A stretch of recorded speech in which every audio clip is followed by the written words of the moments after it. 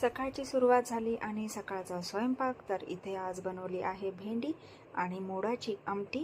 काळ्या तव्यातली, लोखंडी तव्यातली. तर भेंडी तयार आहे आणि आमटीही तयार आहे, भातही झालेला आहे.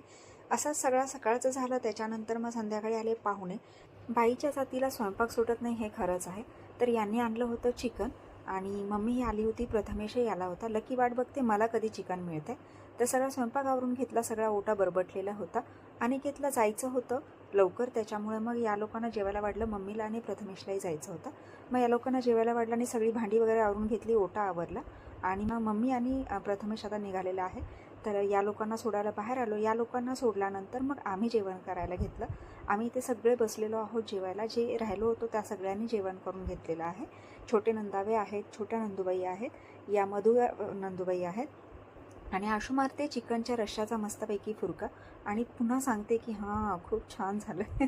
आणि मग सगळं परत आवरलं आणि मग गेलो वरच्या घरी. वरच्या घरी गेल्यानंतर मग आबांशी थोड्याशा गप्पा गोष्टी केल्या. सगळे तिथं एकत्र जमले होते आणि आबाही छान गप्पा मारत होते म्हणजे हाताने फक्त खुणवत होते. तर अशा पद्धतीने इथे सगळा वेळ घालवला. यानंतर मग गेलो शिवाज्ञाकडे आणि शिवाज्ञाकडे पण थोडासा वेळ घालवला आणि असा हा सगळा दिवस कारणी लागला. मंडळी, तुम्हाला हा व्हिडिओ कसा वाटला मला नक्कीच कमेंट्स करून सांगा. व्हिडिओ आवडल्यास लाईक, शेअर, कमेंट आणि सबस्क्राईब नक्कीच करा. बाय.